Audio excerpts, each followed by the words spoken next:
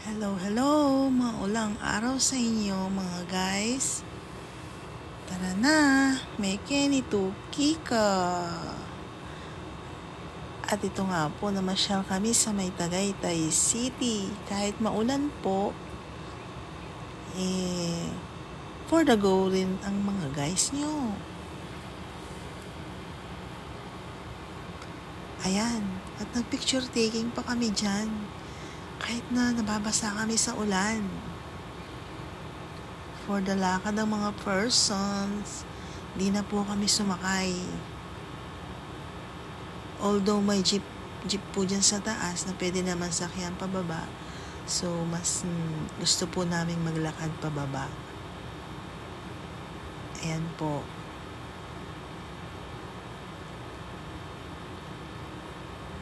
May mga kasama rin po kaming naglalakad na iba.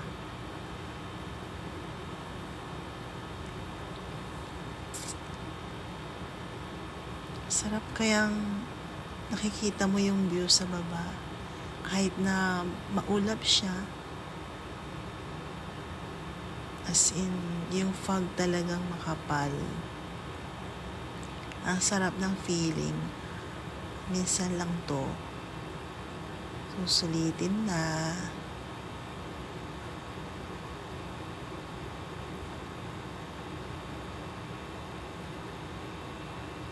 Kahit basang-basa na ako dyan mga guys, talagang tuloy-tuloy pa rin yung pag-video ko.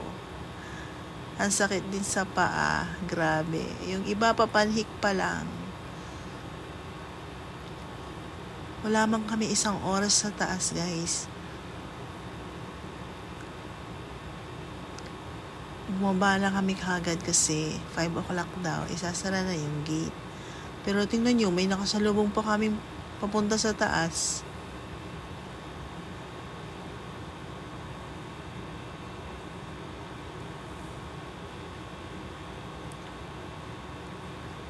Hay nako. Kahit talaga maulan, masarap pa rin mamasyal minsan. Para ma-relax naman yung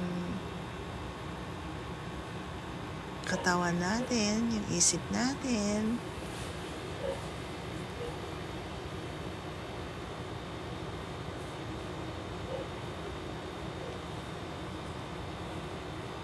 Although hindi naman ganong malakas yung ulan dyan guys. Ano lang siya, parang lentik lang ganun. Ay wow. Si Mama Bear nyo pagod na. Haba pa ng lalakarin.